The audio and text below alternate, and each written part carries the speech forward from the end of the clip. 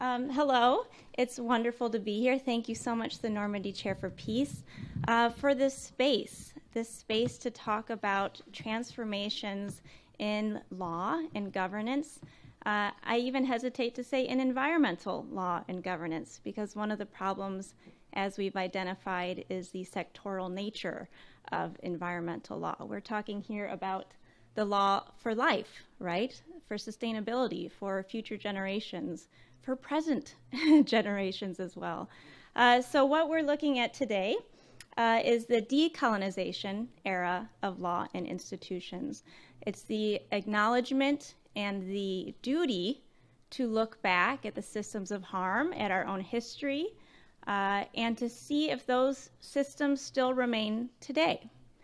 And it is a path of harm, a path of destruction, a path of necrophilia, so that when we see these current crises of tipping points, of climate change, of existential crises, it shouldn't be such a surprise of how we've gotten here. So just a quick introduction. My name is GWIAZDON.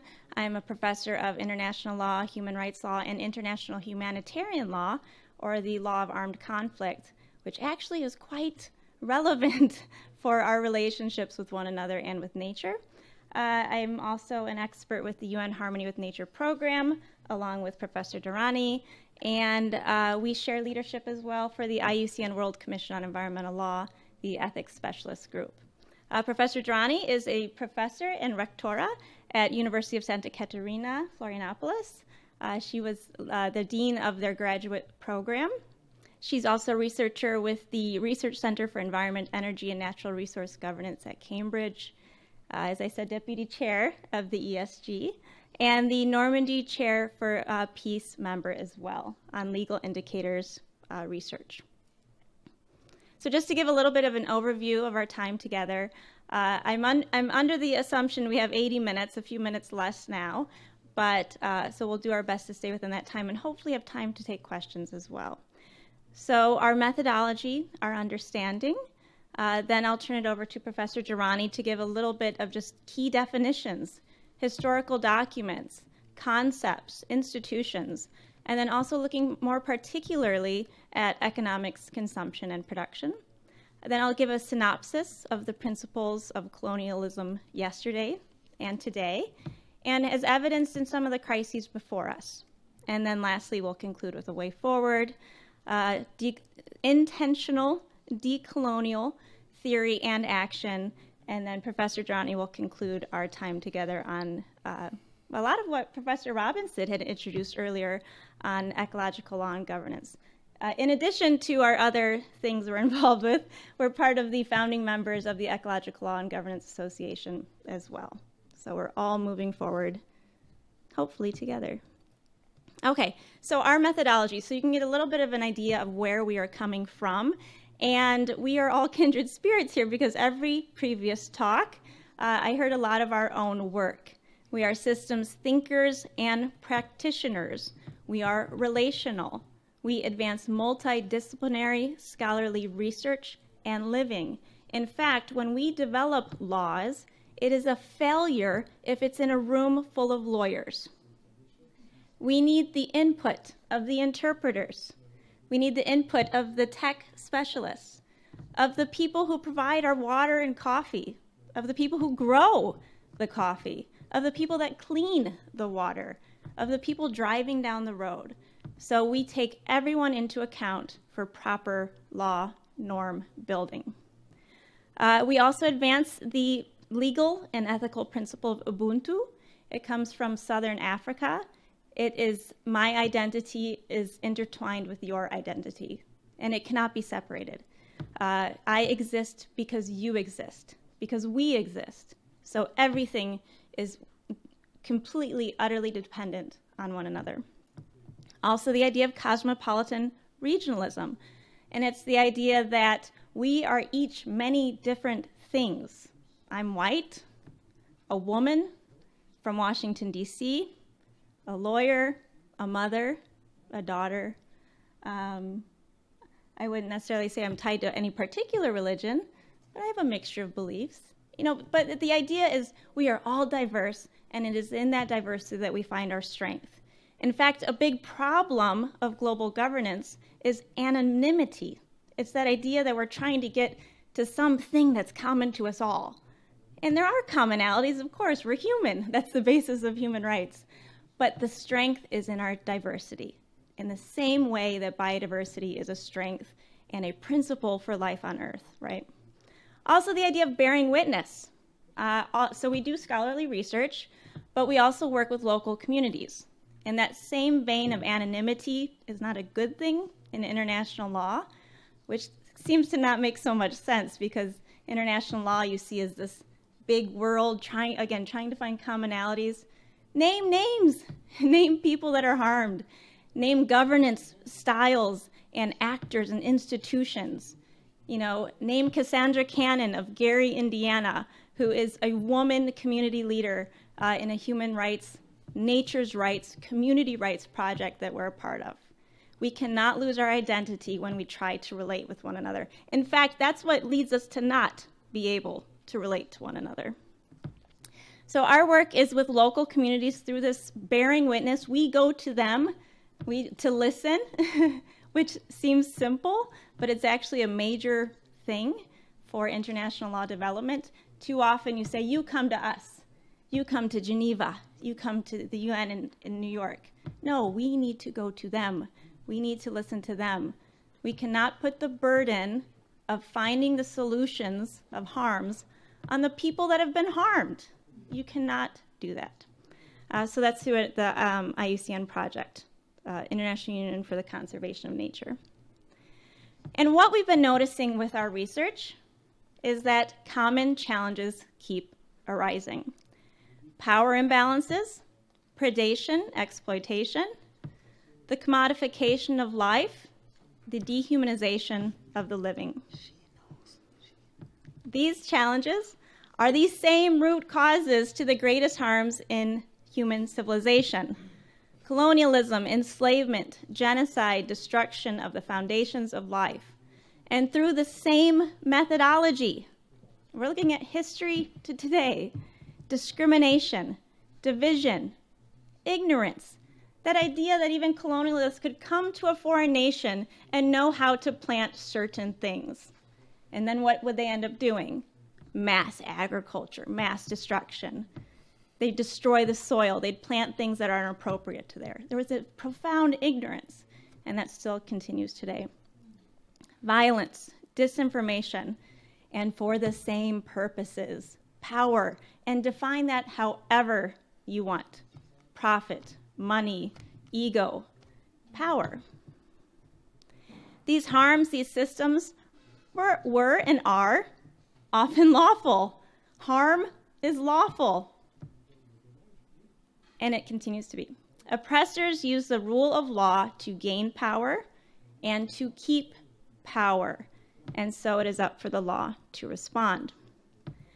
So in our critical approach to environmental protection, life protection, we do not separate crises of conservation from crises of governance. And I just would like to read a short excerpt from an article that I had wrote. So part of our work is also, we have a course on colonialism, on international law, international ecological law, and colonialism. And I can share it actually, the link to the PDF binder. We have 1 hour together, but this was a course in itself. So I can share that so that all of you have access to the readings and the structure of our path with Sartre, Boff, Arndt, Frere, Césaire, Humboldt. So I'm going to read a little bit about Alexander von Humboldt. He was a geographer and more. And what's interesting, too, someone had noted, or who was just Mary Evelyn, she had mentioned the importance of poetry. All of these liberation activists, those that worked intentionally against colonialism, weren't just, researchers and scholars. They were poets. So many of them were poets. Jean-Paul Sartre, a poet. So, in the beautifully illustrated The Adventures of Alexander von Humboldt, author Andrea Wolff and illustrator Lillian Melcher depict Alexander von Humboldt and Aimé Bonpland's arrival in Cumana, South America in 1799. While unpacking their scientific equipment and remarking on the species they had already seen, and just on their way to their lodgings, for anyone who reads Humboldt, the exclamation point is a necessity, the excitement of discovery, right, and of relationships. Bonpland turns to Humboldt and says, "But have you looked out the window? It was a slave market." Modern environmentalism is failing us. At this point, this is not some novel statement. We are witnessing it as the Amazon burns. We are witnessing it as millions of refugees flee hunger, violence, and harsh environmental conditions. We are witnessing it as millions of species have been lost to extinction, and millions more are staring into the precipice. But the Amazon, or the ancient boreal forests of the Arctic, or the peatlands of Indonesia, or the Australian bush, or the urban forests of California, did not choose to burn.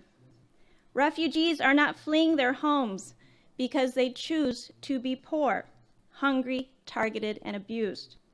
Species do not choose extinction. Someone is making the choices that determine the fates of vulnerable people, species, and places everywhere. And these decisions, which create or manipulate the systems that we all live by, are taking us to an existential crisis. We must look out the window. We are witnessing power, greed, and division that poisons our entire relational world. We must connect our conservation crises to our governance crises. We must recognize that the harm we do to nature is intimately linked to the harm that we do to humanity. And the harm we do to humanity is intimately linked to the harm we do to nature.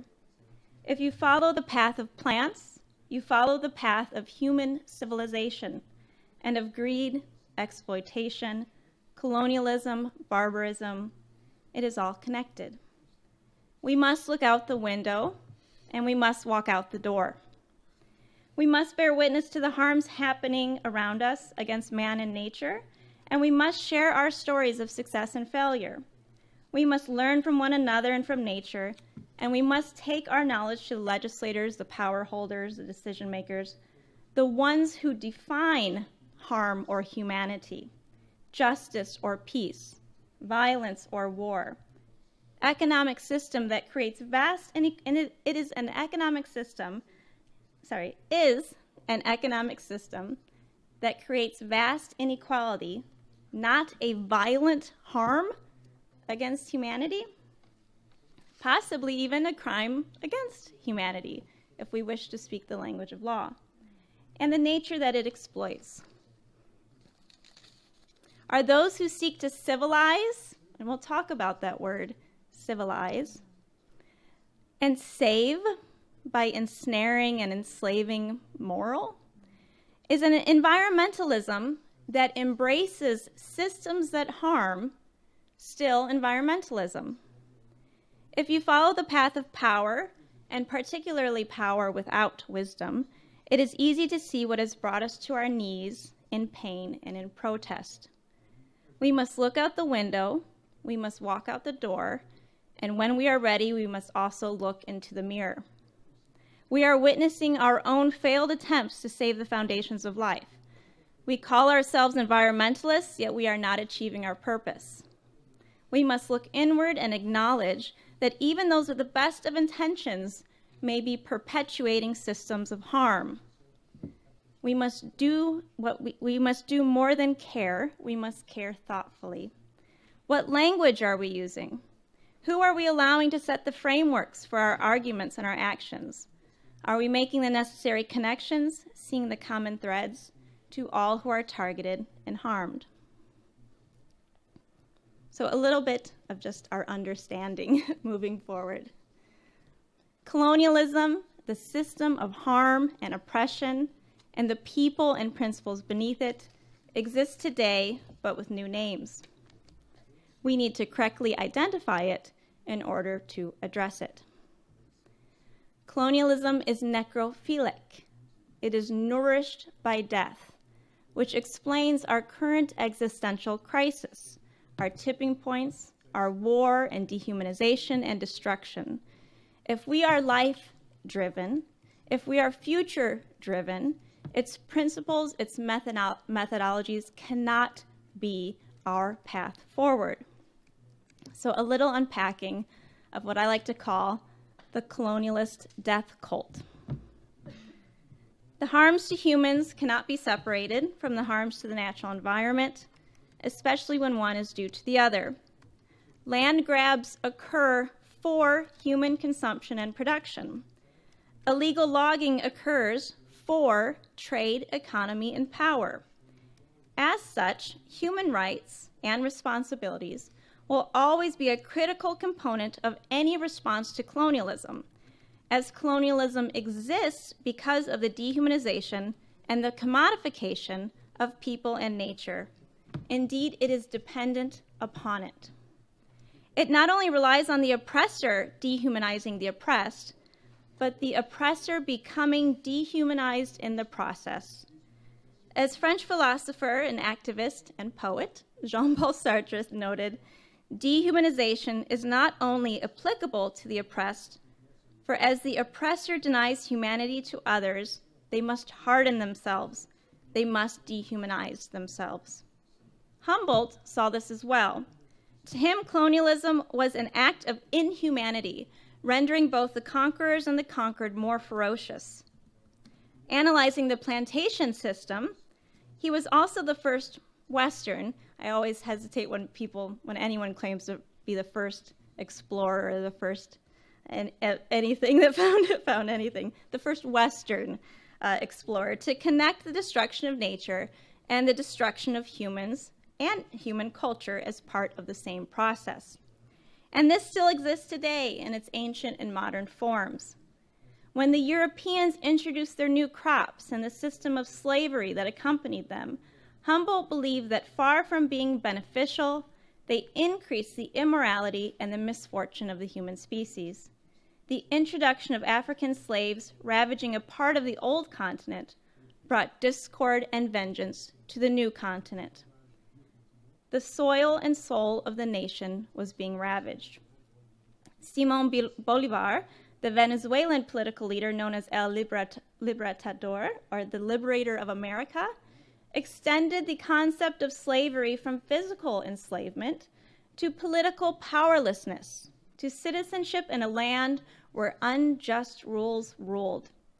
People are slaves when the government, by its essence or through its vices, tramples and usurps the rights of the citizen or subject. Colonialism, through this dehumanization, commodifies not only nature, but people. And Sartre believed that colonialism denies human rights to people it has subjugated by violence, and whom it keeps in poverty and ignorance by force, in a state of subhumanity. Racism is described in the events themselves, in the institutions, in the nature of the exchanges and production. The political and social statuses reinforce one another. Since they are not human, the Universal Declaration of Human Rights does not apply to them.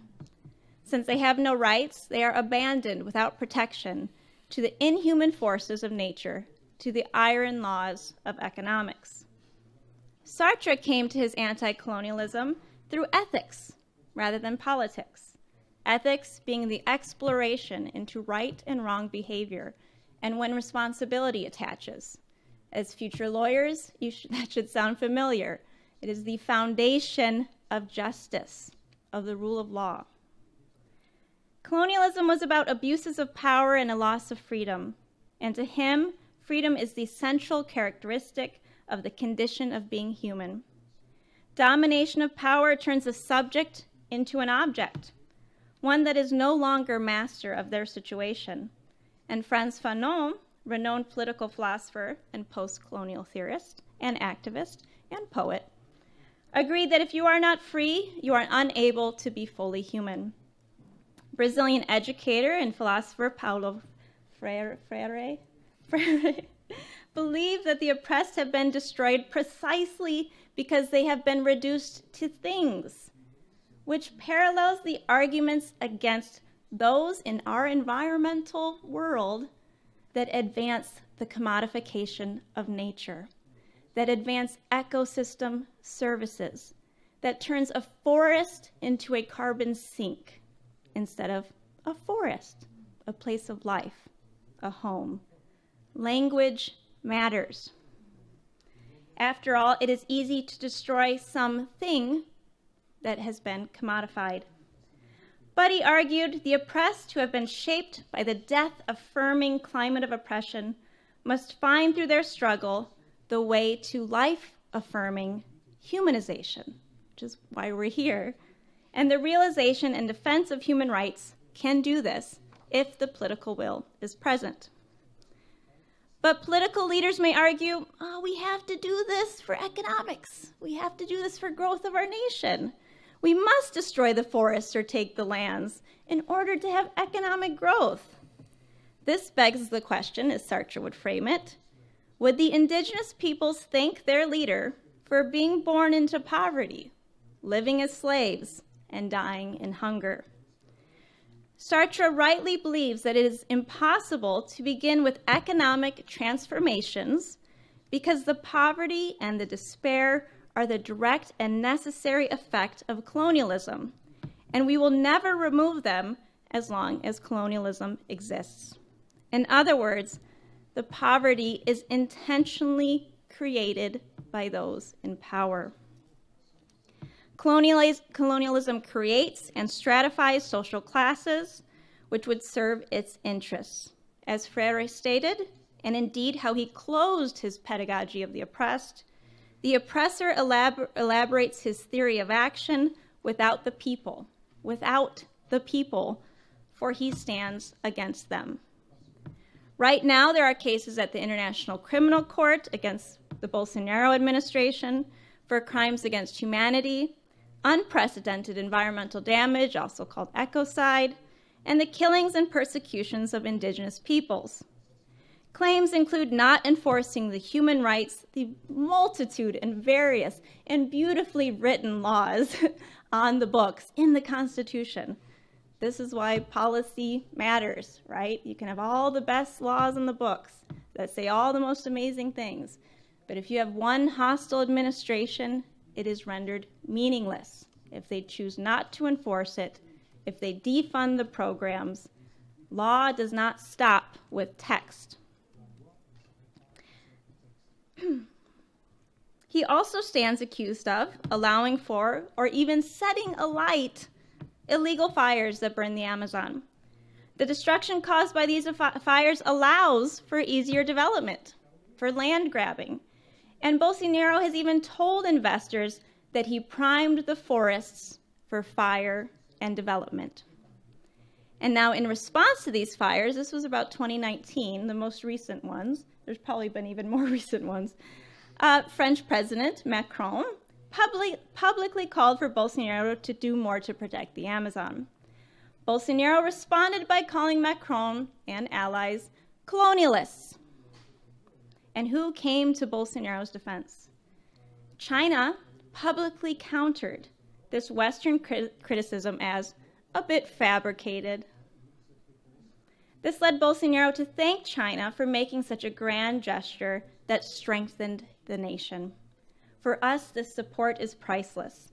These public political statements are, after all, part of the bundle that comes with relationships of harm.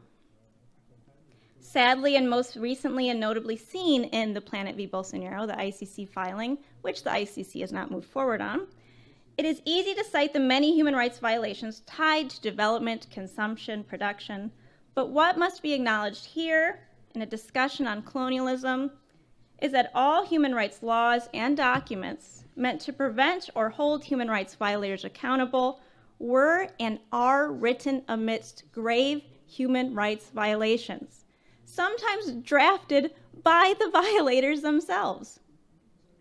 Sartre argued forcefully how the UDHR, the Universal Declaration on Human Rights, did not apply to all men, noting the treatment of indigenous Algerians by the French, and how the creation of the document is what caused the need for dehumanization. The creation of a human rights document caused the need for dehumanization because it could not apply to everyone in a system of colonialism.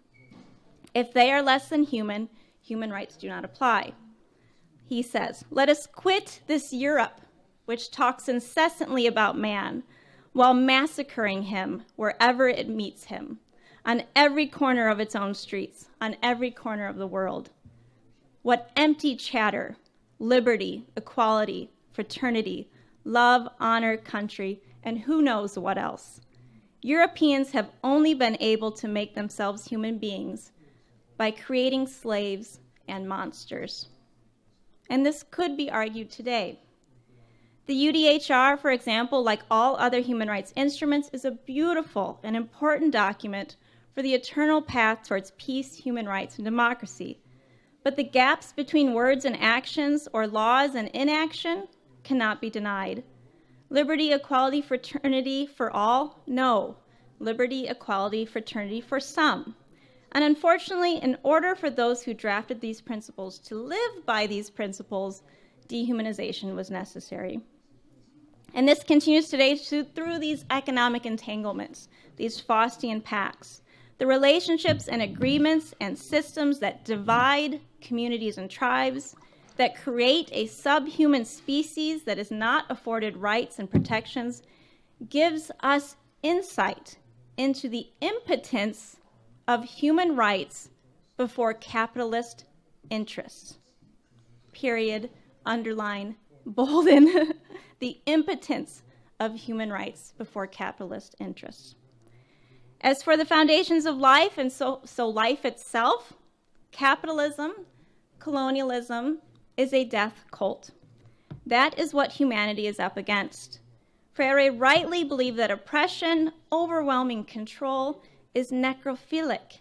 It is nourished by death, not life. There is no biophilia, or the love of living things. There is only necrophilia.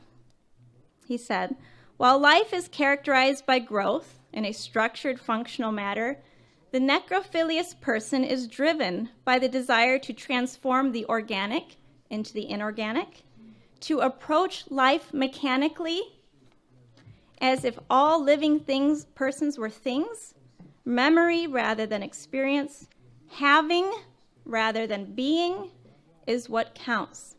The necrophilous person can relate to an object, a flower, or a person only if he possesses it. This is the foundations of Western property law. Hence, a threat to his possession is a threat to himself. If he loses possession, he loses contact with the world. He loves control, and in the act of controlling, he kills life. It is the rich fertility, the life of a nation that attracts this necrophilia. I'm sure you've all heard of the resource curse. The beauty and splendor of a nation that attracts predation. That is the story of colonialism. And it is what unites nations in harm, despite human rights and despite democracy. This is the history of colonialism and of global governance. And now we'll turn to Professor DERANI. Here, did you want to scoot over, or should I? Yes, it'd be nice. Okay.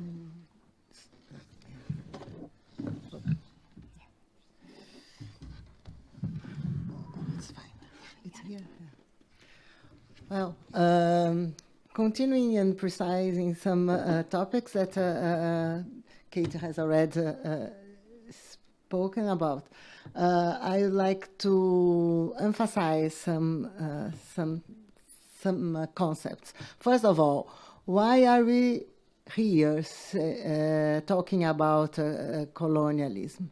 So, in fact, we are trying to open up our vision in terms of who we are, where are we, what are we doing. We have our previous conferences, Oposa, I think, and even Nicholas Robinson, who called us attention about our duties as lawyers, as professionals who are working on the regulation of a society. And this is very important. We must be aware of our importance in the world? Who are we in the world? What are our role in the world? Well, why are we here? And as you know, I'm from Brazil, and I have my own story and history, and you have ours. I'm very glad to have people from all over the world because, as Katy have already said, everyone is different, and is different most of all because our history, our background, and we cannot be separate of that. We carry this into our private lives, into our public lives. We are the way we are because of our history, our personal history, but because of our collective history. And about that, we are connected. The globe is connected because of a long history. This history, we can say, started in the 16th century with the big navigation, where Portugal and Spain had a very important role. So this navigation connected all the world, and then after that, there is no more an unknown place in the globe. We are all connected, as we wish or not. So everything we do has an impact in the earth and in the global society.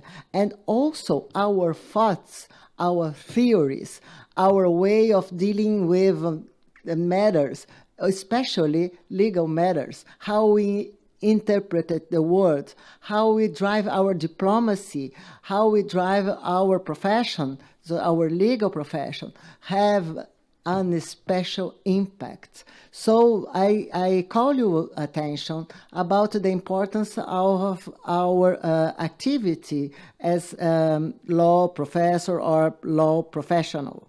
And what we emphasize in this speech is that we must pay attention of our past and decolonize our thoughts, because we are precisely modern. Modernity is an achievement of colonization.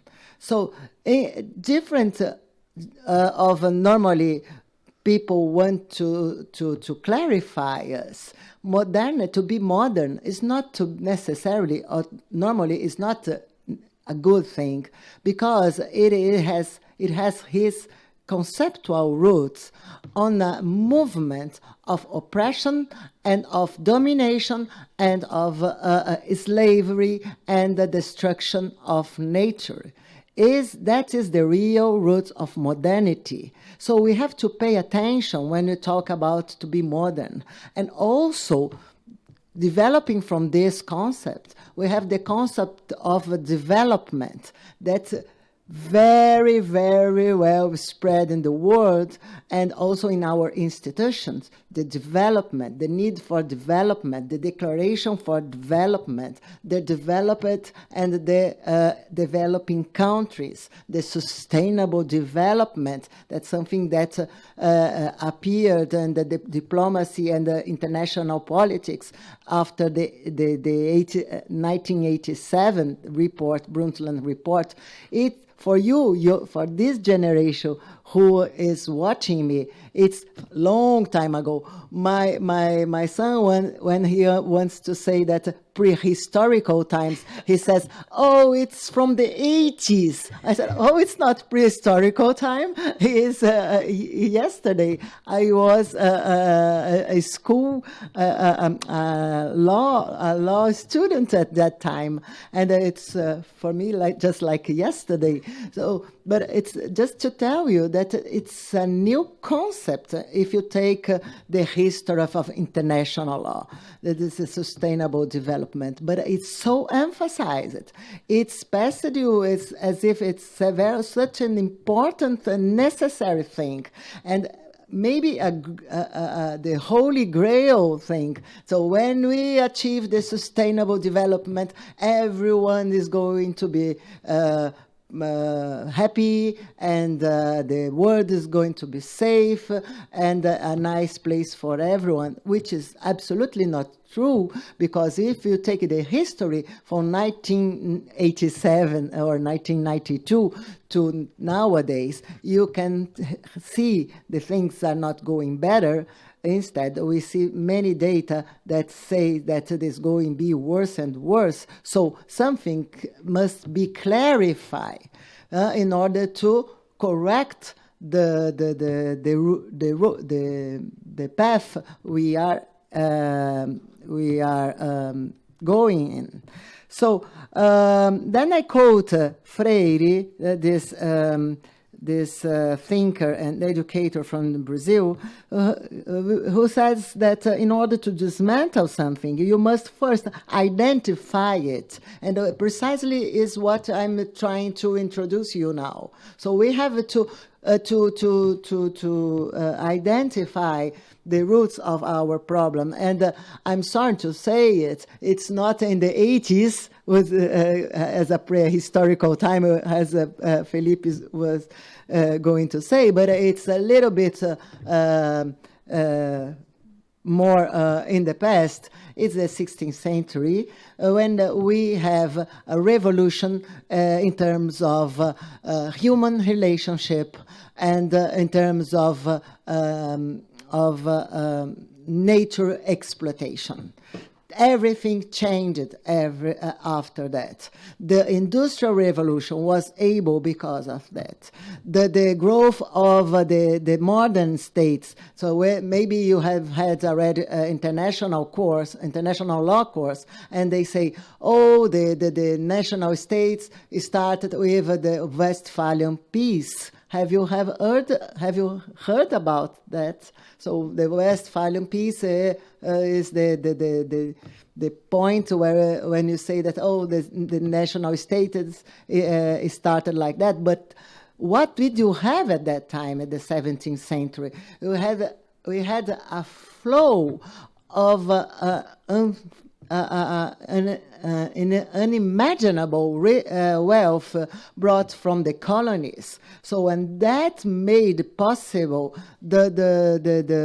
all the imperialism and all the revolution, industrial revolution we have had, and that continued to now our days with other mechanic, with other kind of a relationship, but in the truth is the same kind of exploitation. So we need to know that. We need to see these roots, because we have to see the root that causes the root cause of harm in order to correct it. If you talk about the future generation, and if you talk about the rights of future generation, we have to be accountable with our history and correct what we have done and make it different. We have to make it different if you think really that you can have a real and effective future for the generations to come. So, just to build a common ground, I'm going to go quickly in this slide, just to show you the difference between some words that seems similar, but they are not. So, decolonization is a movement of conquest. So probably you read it in the history books, and they are rooted. This colonization process is rooted on exploitation of people and natural resource. And the decolonization process is something that happened and it was achieved in the end of the Second World War. So you have the first wave of decolonization with the independence movement in the 19th century, and then we have the final decolonization process with the end of the Second World War, and we think that everyone live happy forever and after. It's like that. But it's not true. So United Nations was there to correct this and to compensate the colonial states with the loss they had. And there lots of resolutions from the United Nations, I'm sorry to say that, was to compensate this loss and to give to this deprived states, so the European states and even the U.S. that also was in the middle of the situation because was already a colonized state, but now at that time the most powerful state in the world. So at that time the U.S. tried to compensate the colonial states with some resolutions. For example, we have the permanent sovereignty over natural resource. It was a resolution found in the General Assembly of the United Nations, which guarantee the sovereignty for the colonized, ex-colonized states over their natural resources, but also allowed the states to contract with them the access to this natural resource and the consequence of that. So you must imagine what it is, but it was a legalization of not necessarily fair contract between these new states and not even other states, but with corporation who contract with them the access to these natural resources. And this corporation, of course, much more powerful than these new states, so have taken the place of the ancient colonial states. Well, but continuing, so this colonialism is much more than a time-framed colonial situation.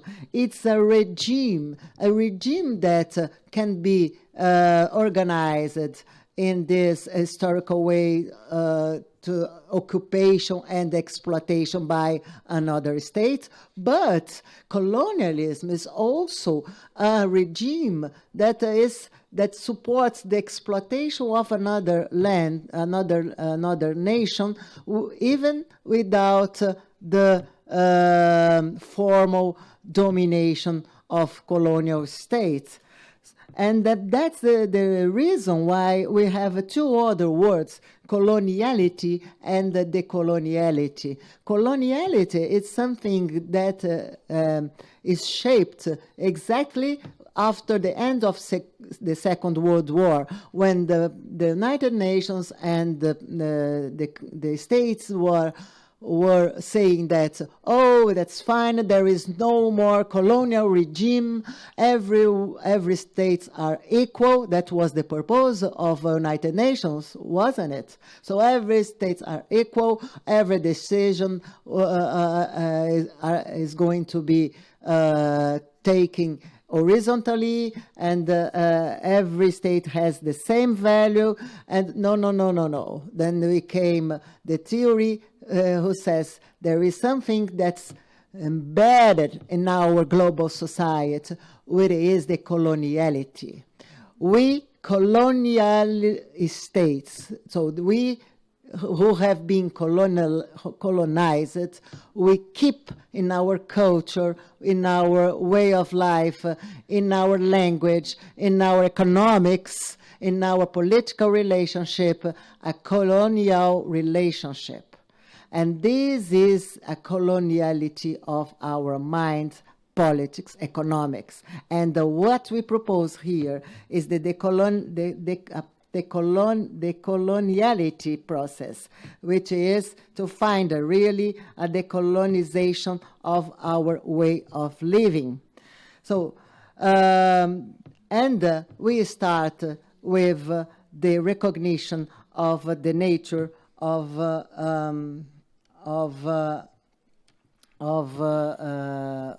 our nature, the recognition of the nature of colonialism. And which is, the aim of colonialism is the appropriation as much as possible of nature, natural resources, energy, humans, labor, and consumption. So this is what we have until now, despite all the movements to destroy colonialism after the Second World War. So this colonialism is grounded in a market structure, able to communicate in a common language of buy and sell. This is how we understand today globalization. Globalization is globalization of market and market structure, instead of a globalization of the different cultures, the different peoples, the different language. We in fact talk about globalization as globalization of buying and selling things. So, and this is also the expensive force producing more to sell more. So we have now products that you can buy wherever you are. So if you are in Pakistan, if you are in Brazil, if you are in Australia, if you can have the same products and producing by the same people. And this is globalization that permits the accumulation of capital in the same 4-5 big corporations in the world. So if you Google it, so the biggest corporation in the world, you feel just one hand, not two hands, and that concentrate the capital in the world, because are the same furnishing energy, the same are furnishing natural resource, the same are providing all the basic things you want, the toothpaste you use, the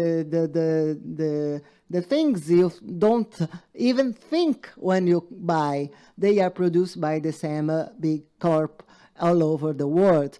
It distorts market, it distorts wealth, it distorts our way of living. So how to fight against that? Sorry. Yeah, how to fight against that? So I'd like to quote Aimé Césaire, who fought first, one of the first thinkers about this problem of colonialism just after the UN and the movement of decolonization. And he says that while colonialism in its formal sense might have been dismantled, the colonial state has not. Many of the problems of democracy are products of the old colonial state, whose primary difference is the presence of blackface. So he was one of the first to open our eyes toward colonialism that persists in culture and concepts and economics and also in theories. So we must be aware about the new theories. They normally come to reinforce this way of a global way of living, I may say.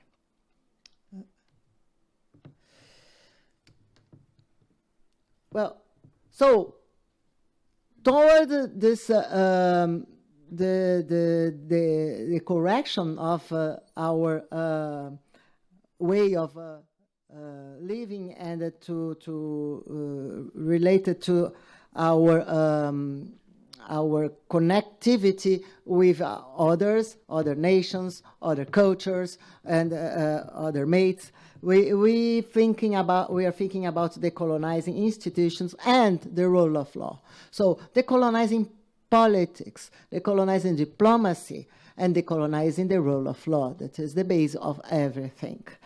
So I was preparing our presentation, and I'd like to quote something since the beginning, since I was your age, always bothers me was the statement of UN documents calling for the civilized nations.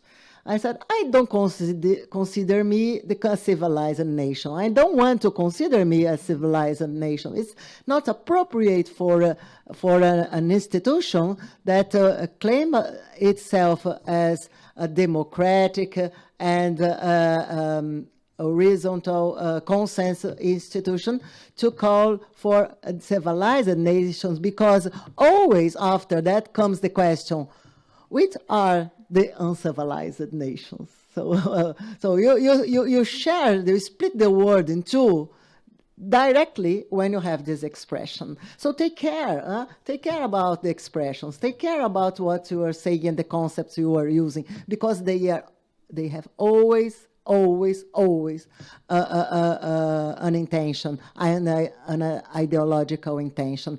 And we lawyers,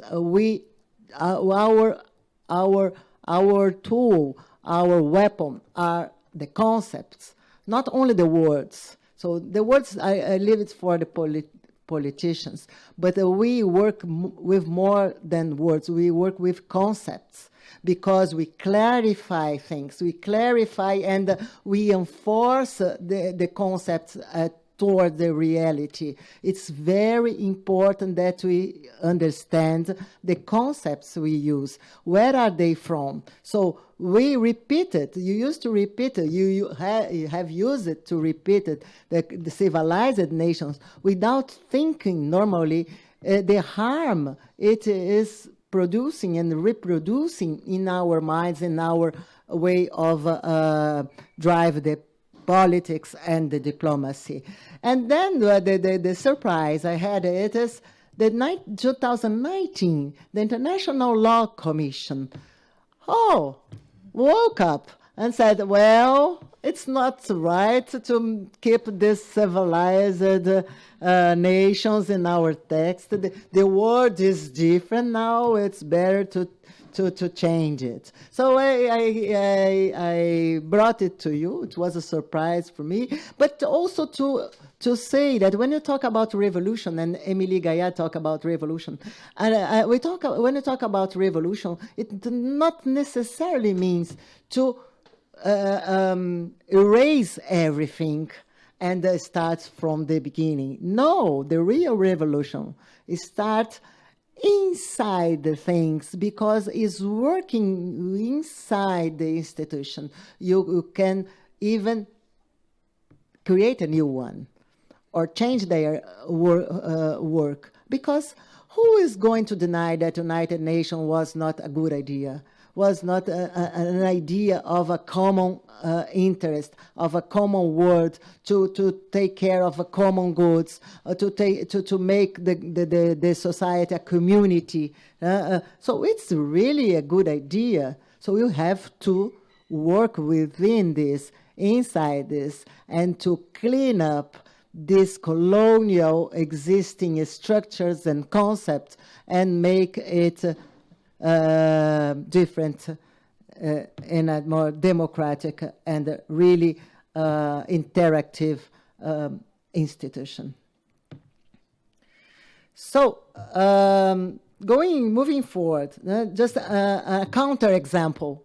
So we have an example that changes the things, and then I bring you the example that keeps the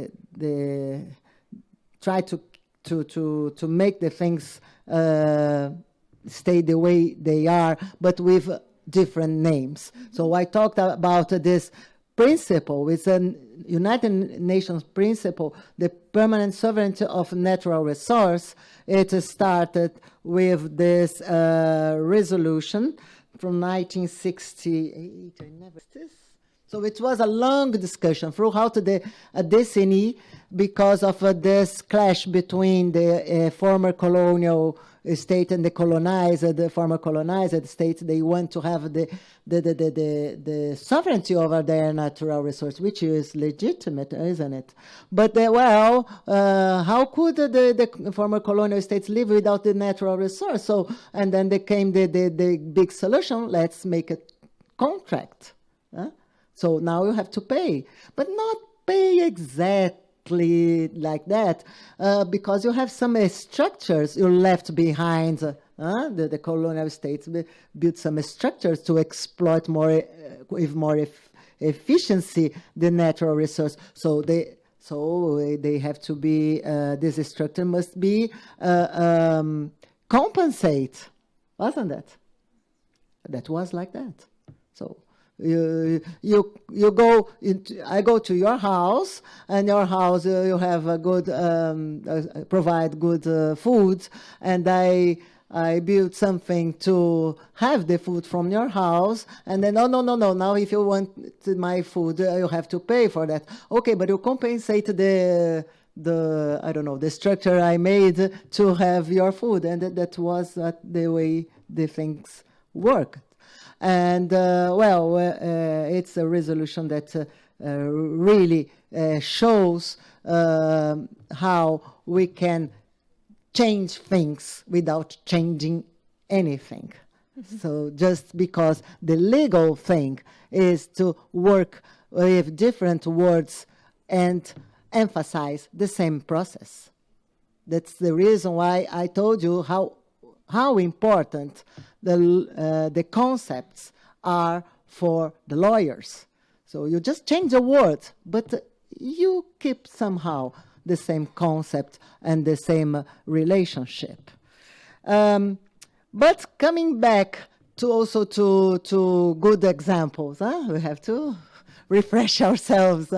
And a good example, I just pick up now. I don't have it in slides, but I was saying, this is my presentation is going to be very negative. Just put some air inside. If you take the UN Declaration from 1992, you have the first principle, and the first principle. If you almost no one talk about that. The first principle.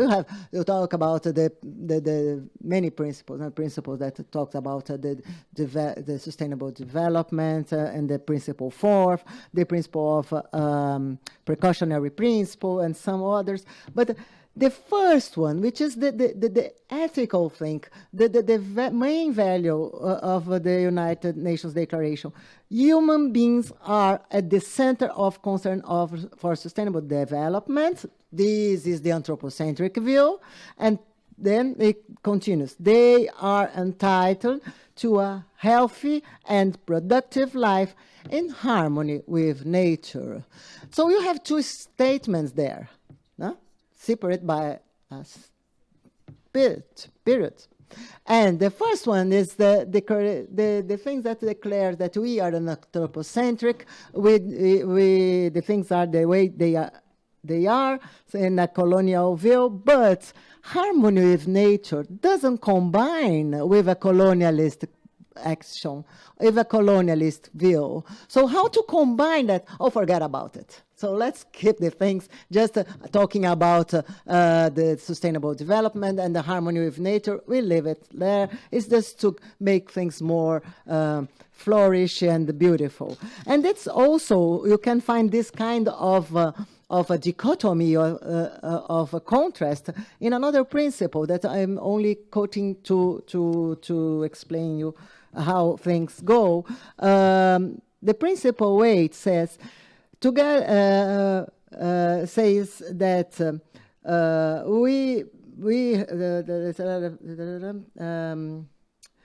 so the states they have the duty to build the sustainable development, changing the patterns of production and consumption. So this is a forgotten principle. There are many other principles that talk about sustainable development, and you can read on your textbook. They quote many of them, but they don't quote this principle 8, who says that the states should change the patterns of consumption and production. And why don't they speak about that? Because to change the patterns of production and consumption, you have to go to the roots of colonization. You have to change economics. You have to make a revolutionary action and finally finalize this global colonial relationship. Well, it seems that I have to finish this part and just finishing talking about the World Bank and the IMF, which is also an institution especially created to convey the state of the art. So the things are as they are, and they must stay as they are. So, of course, we give some development aid. I don't know, I come from a country who had suffered a lot during the AIDS under the IMF loss, and I know that many of your countries had suffered and suffer still under the IMF loss. I say loss because they are like loss. It harms sovereignty, it harms democracy, it harms economics, and the United Nations don't talk about that. So we have to correct these things and say that clearly, loud and clear, who is sovereign, who has the sovereignty, and who has the diplomacy, because here fails the diplomacy. When we talk about IMF aid, fails diplomacy, fails sovereignty, so everything.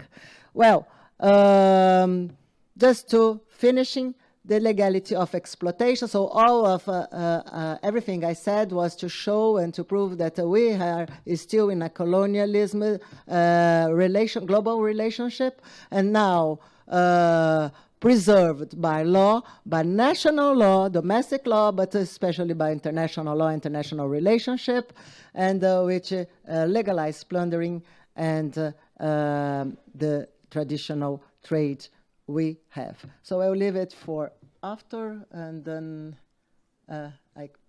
go the floor. We've just been notified. We have to constrict our time a little bit. Totally understandable. I'll make sure that everyone gets the packet from our course for additional readings. But just to do a little bit of synopsis and wrap up as we conclude in these last 5 minutes together, I'll just quickly go through some of these principles of colonialism. Where are they seen today? And then how are they evidenced, their consequences by the crises of today?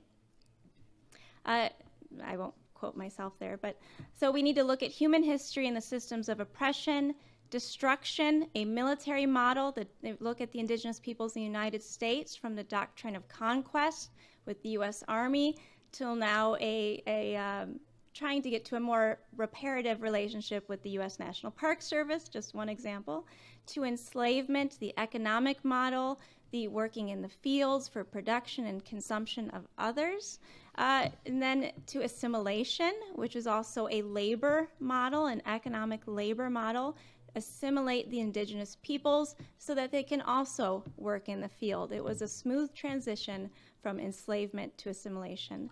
And then, of course, civilization, as Professor DERANI just mentioned. We need to look at the methodologies of these systems: discrimination, the othering, division, individualism versus collective, people and property. It was with intent how they broke up tribes in Africa and indigenous peoples in the United States, put them with private property rights, break up their collective structuring, their collective understanding of law and governance. The adversarial system of Western jurisprudence versus indigenous law and practice. You know, we think of dispute resolution as adversarial. We bring our claims, who wins at the end? The judge decides. But for most of the world, it was much different. They sit in circles as equals. It's about dialogue and coming to an agreement to properly reconcile harms. The dehumanization of the oppressor and the oppressed. The commodification, that idea of ownership. Violence, religion. Yes, religion had a key role in colonialism and continues to have a key role in division today, and law being intentional policy choices. We need to look at the creation's consequences of these systems, the power inequalities, the people made vulnerable. Again, language matters. I've learned this in my own work. To call someone a slave, no, they have been enslaved. To call someone vulnerable, no, they have been made vulnerable by policy choices. People made poor, people made hungry, made uneducated, undervalued, nature, and then also, of course, the destruction of nature and the foundations of life. So how do oppressors oppress? Through state power, money, military, LEOs, or law enforcement officers. Through racism, Dr. King's three great evils, which were capitalism, racism, and militarism. This is also why human rights are first and foremost state obligations. They are supposed to check the state's great power to harm, but there's an evolution happening with milieu défensif and human rights of corporations. On Monday, I had a meeting with the U.S. State Department, who's creating a national action plan on human rights obligations for businesses. That's a major thing. It's a big, big deal. Exploitation, predation, pillage for money and through dehumanization. Look at our language, rhetoric, fear-mongering, disinformation, civilized versus and above savages, Western science versus and above indigenous knowledge, Christianity versus and above all else. Who are the gatekeepers and the owners of history? Who are the power holders that manipulate law and governance to hold power, control information, and maintain the status quo? The oppressors own the history. They own the history. Where do we see these principles of colonialism today? What advances these principles, these power imbalances, discrimination, division, that leads to individual, personal, community, national, global insecurity? Statist sovereignty, that idea that I am an island nation not connected to those around me. And this is also evidenced in global governance body. You go to any negotiation for any treaty, and who dictates the terms of that treaty? The most powerful nations. You could have the G77, which is now 130 plus nations, not have as much power as one United States. This is today in negotiations, so how can we be so shocked at the results of those treaties? The erosion of democracy. Capitalism, which is nothing more than hyper-competition, hyper-individualism. Patriarchy, yes. Hierarchical thinking in all areas of power. Development and development approaches, the commodification of life. And then where are we seeing this today? And it's just a list of woes, and I'm sorry for the list of woes, but this is the consequence of not being held accountable for those of colonialism, for continuing the systems of oppression. There is no closing of the loop of justice. There's been no accountability, no appropriate remedies and reparations. It's been a denial, if anything. We see this intimately in the United States, where we don't even want to talk about our history. How can we reconcile if we don't have truth? So moving forward in our last 2 minutes together. Principles of decolonial theory and action. And then we may touch a little bit on principles of ecological law and governance, but we have an entire website and organization we can also send you to as well. First and foremost, action, intentional decoloniality. You hear this with racism and the Black Lives Matter movement. Intentional anti-racism. Be specific in your organization policies, in your laws and governance structures. We are responding to systems of colonialism. Say that. A sustained quotidian commitment to the struggle for liberation, for truth in order to reconcile, to identify the root cause in order to dismantle it. Seeing decolonialism itself as a form of struggle and survival. It is an existence-based response and practice. You will get hurt. You will get dirty. A forceful rejection of social classification based on race, gender, heteropatriarchy, and class. An attitude. It's an attitude. Responsibility and willingness to take many perspectives, a relational way of seeing the world. Even when we're countering statist sovereignty, there is such thing as relational sovereignty. It's like the Ubuntu carried to the nation state. A state is only a state because of other states. An intentional, committed involvement to confront the biopolitic that controls, dominates, and commodifies everything. Think of this as you draft, propose, advance, construct, whether you're in law, policy, Capitol Hill, legislature, it's all connected, right? Think of the language that you're using and the systems you're using to advance the protection of life and the defense of future generations. So in 2 minutes, conclusion. We talk about an ecological perspective. So we were happy to hear from, already from Nicholas Robinson talking about that. So we come along with him and so claiming for a change. So the anthropocentrism is an ethical point related to colonialism. You have to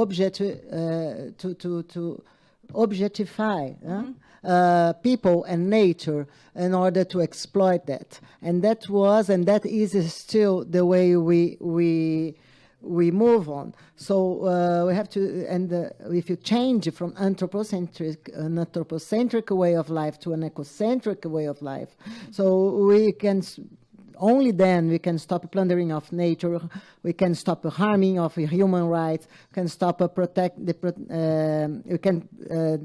we can stop this legality of unequal and even horrible way of trade. So we have to change this anthropocentric towards an ecological society. So from an anthropocentric to an ecocentric vision, from the consumption society toward a convivial society. We think humans as consumers. Yes, of course, because we are in a globalized economic society where people say globalization. No, it's not a globalization as a society. It's a globalization of markets. And that make all of us, each one of us, as consumer. And you see that when people denounce the algorithms and the way social media are coming into our lives to sell more, to understand our way of thinking, to sell more. So we are embedded in this consumption way of life, and we have to change it to convivial society. Just to make a point, this social media people show everyone this not a Facebook, this is TikTok? the other one, the TikTok too. Instagram. So I entered into Instagram because I like to see people and my son, what is he doing, and so on. And then I realized that between my son, my family, my friends, there are announcements to sell this thing and to buy this other, to travel to another place. Well, I mixed myself, and that's it. You mix your relationship, your affections. You mix your affections with your desire to buy. This is a criminal thing. So this is completely blind us, make us blind toward what really important is. So we have to clean up our society and from consumption and make it a convivial society. And then we have other things here that I'm not going to talk about because we are finishing, but I think the main idea was transmitted. Just before I say thank you, I would like to say that I come up with a book from Derrida, and I like very much. And the title is Penser, c'est dire non. So you think, if you to think is oh gosh, say no, say no, no, say to say no. So you have to say no, but to say no, you have to think first. So think about what you want, think about where we are, and to make our life better. So we have to understand that we are human beings, and not everything is to sell and buy, and we have to understand that we live among common goods, common interest, and that exactly the common goods and the common interest that has been harming by this society now. And it's not a coincidence, because we close our eyes for what is common, and we try to make everything marketable good.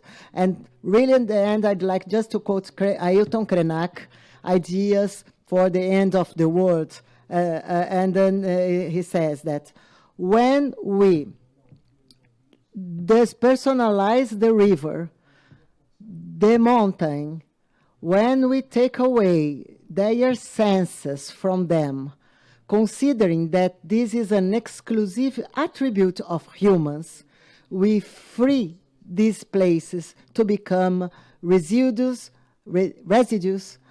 of industrial and extractive activity.